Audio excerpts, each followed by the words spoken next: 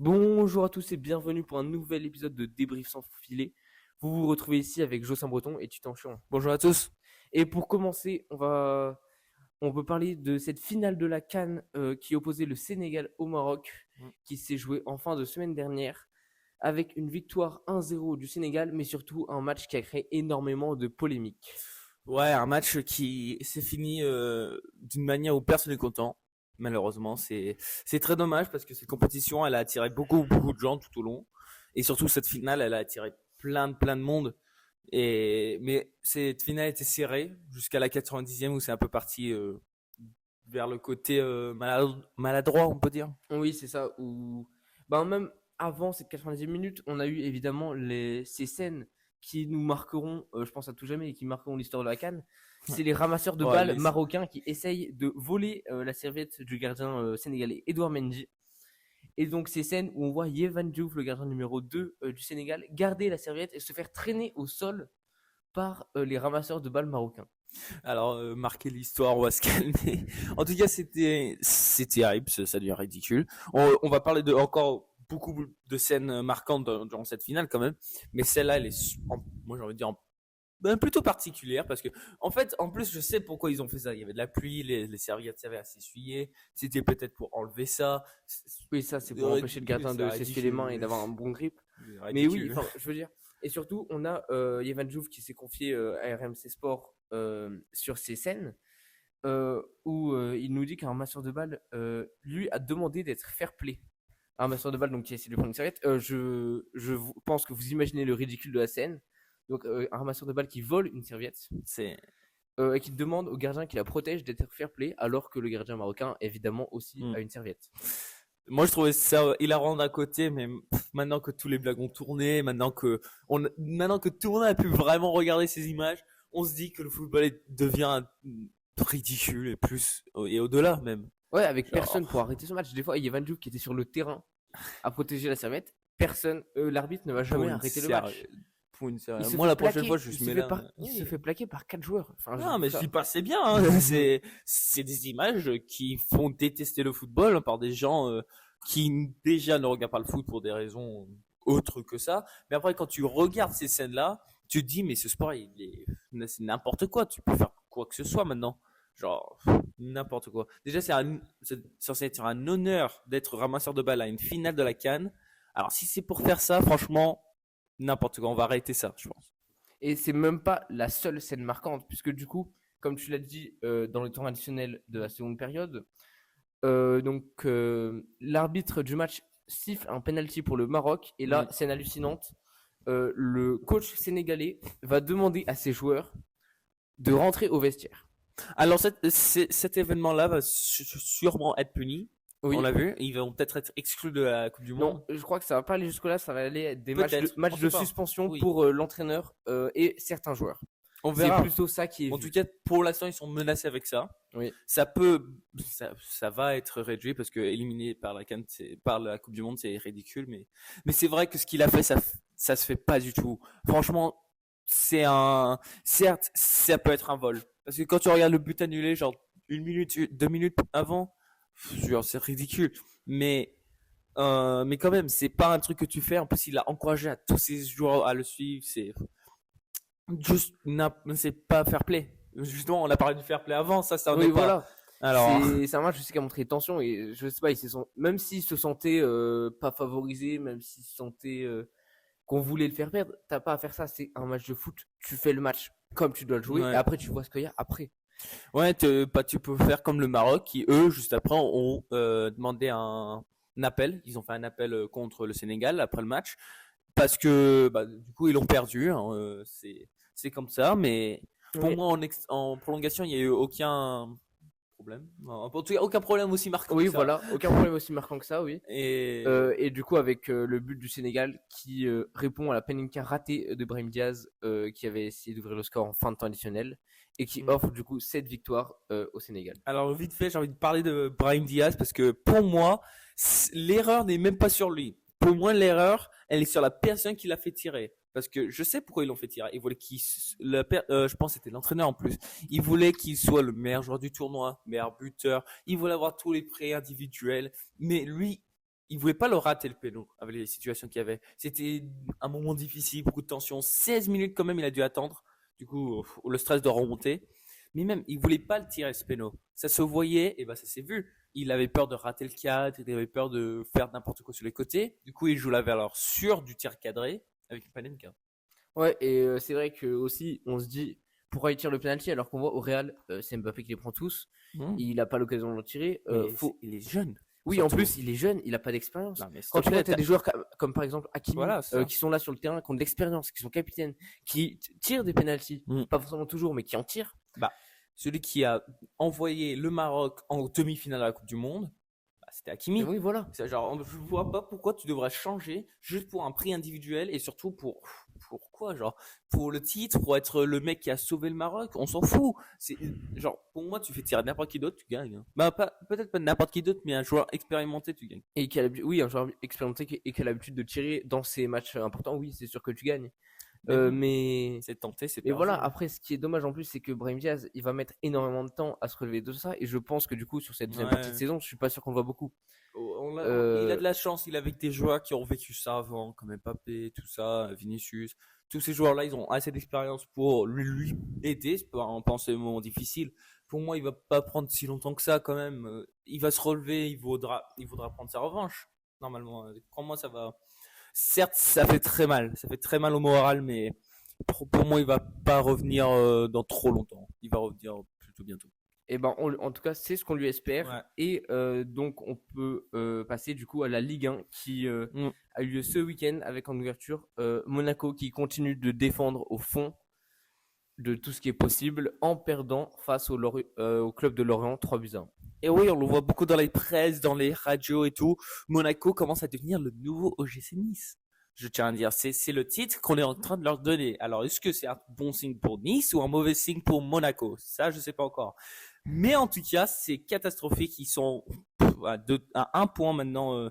Vous verrez pourquoi d'être au dehors du top 10. Déjà, ils sont à 50% de la Ligue 1. C'est très très dur, très très dur parce que certes ils ont un effectif très réduit avec les blessures, les suspendus et tout ça, mais même c'est quand même. Ça reste un grand club et surtout quand on voit, ils ont perdu, je crois, 8 de leurs 9 derniers matchs, ils ont juste gagné contre Paris. Oui, anomalie, ils ont gagné contre Paris, ils perdent contre tous les autres clubs. C'est bien, c'est déjà ça. En tout cas, maintenant ils sont, je sais pas s'il l'a encore fait, mais ils vont surtout virer l'entraîneur. En tout cas, ils hésitent parce que ils voient ce que ça a fait à Madrid, je pense. Ils voient où ça fait partout. Ils hésitent à le faire en mi-saison. Sauf que s'ils attendent trop, ça risque d'être un gros problème aussi. On en avait parlé de ça, virer les entraîneurs en mi-saison. On pense que c'est pas une bonne idée. Mais là, ça risque d'être encore plus dur de le garder. Mais c'est chaud. On verra ce qui va suivre ensuite. Mais du coup, on a aussi eu, j'ai envie de dire, le choc de cette journée. Le PSG qui a affronté Lille et le choc qui n'a pas été aussi retentissant que prévu avec Paris qui a largement dominé la rencontre et s'est imposé 3-0. Alors Lille, pendant cette rencontre, ils n'ont pas touché la balle. C'était terrible. Franchement, tu peux pas dominer plus que ça. Genre, ils se sont pris très très peu de frappes, Paris. Mais surtout, c'était un spectacle de Dembélé qui a remarqué encore le monde avec un but splendide. En tout cas, Paris, ils se sont bien réveillés ce match-là. En plus, je pense que ça suit la défaite qu'ils ont subie face au Paris AC. Du coup, je pense qu'on voit un peu la rage qu'ils avaient le match avant. Mais en tout cas, c'est un bon signe, j'ai envie de dire, mais surtout un mauvais signe pour Lille. Surtout un mauvais signe pour Lille. Parce que ne pas être capable de faire un bon résultat face à un gros club, au moins le minimum, genre. Oui, on ne demande même pas forcément de gagner. Juste là, ils avaient quasiment aucune occasion. Ils avaient moins de 40% de possession de balle. Donc on sait que contre Paris, il y a peu de possession, mais quand même, ils sont quasiment pas rentrés dans la surface. Non, mais c'était terrible. Hein. C'était franchement terrible.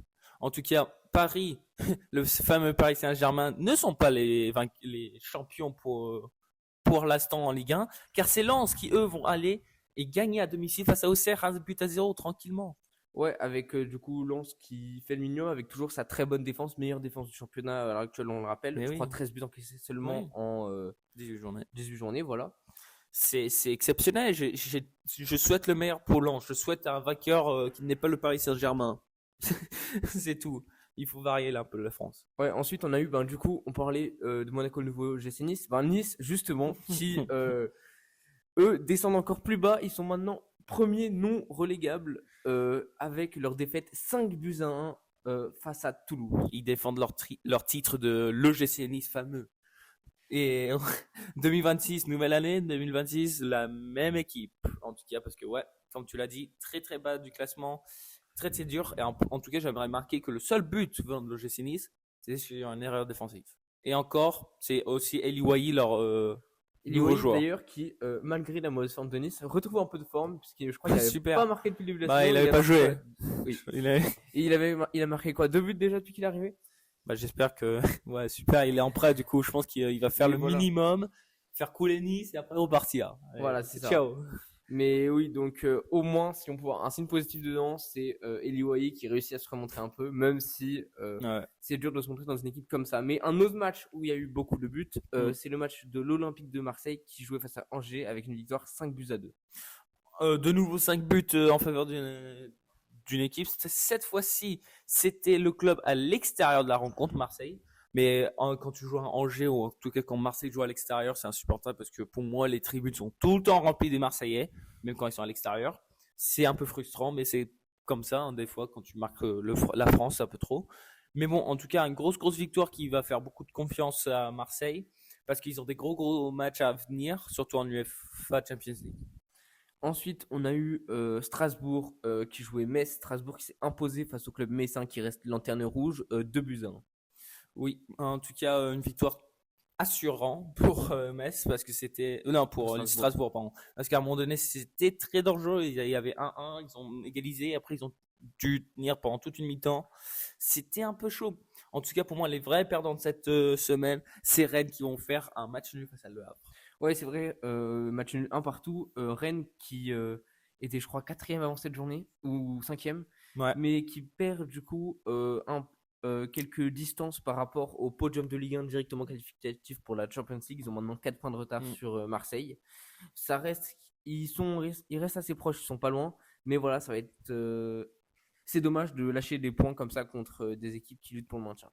En tout cas, quand on a vu la prochaine rencontre Nantes face à Paris FC, c'était plutôt rassurant pour la Ligue 1 parce que là, on a eu un bas de classement qui se sont donnés à fond et c'était très très bien à voir la victoire de Paris FC 2-1 à l'extérieur face à Nantes.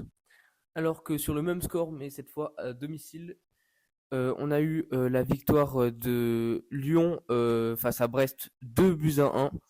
Bien aidé par un carton rouge reçu par Brest à la 20e, logiquement mérité. Oui, mais ils étaient aussi dominés avant. Oui, et qui ont donc dominé tout le match, mais se sont fait peur sur la fin. Ouais, une peur qui servait à rien avec tous les changements à la fin. Mais bon, en tout cas, je pense que les Lyonnais sont le plus excités pour leur nouveau recrue en prêt, Hendrick, qui a fait un de ces matchs terrifiant pour les adversaires, surtout pour Brest là qui ont subi. Je sais pas s'il va continuer sur cette piste, mais en tout cas il a déjà battu le record en Ligue 1 de plus de dribbles réussis en un match. Il me semble que c'était 9 dans cette rencontre. Ouais, quelque chose comme ça. Et c'est cette saison, c'est ça? Oui, bien sûr. Cette saison, parce que de tous les temps quand même, faut pas exagérer. Ouais. On sait pas encore je sais même pas le vrai chiffre, mais je pense que c'est 20. Je sais pas. Mais... 20, je pense.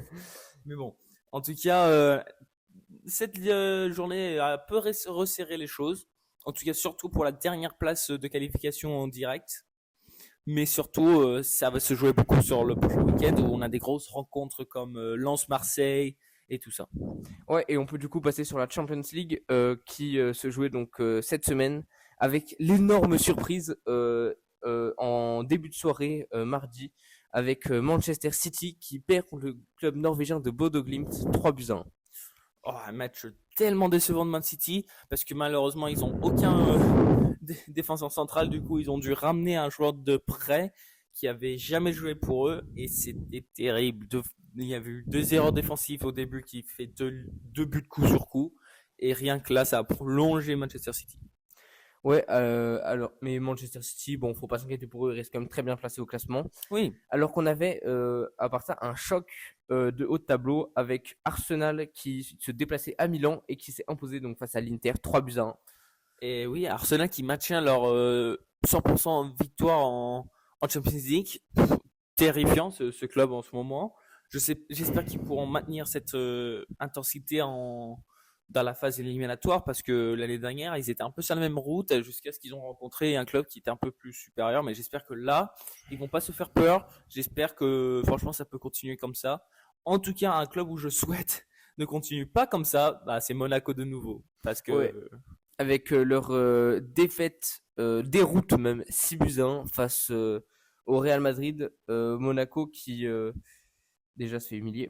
Et c'est le premier club de l'histoire à prendre 5 buts, enfin, le club français de l'histoire à prendre 5 buts face au PFC, mais en plus n'a qu'un point d'avance sur le premier non qualifié pour la suite, Naples qui est à 8 points, Monaco qui est à 9.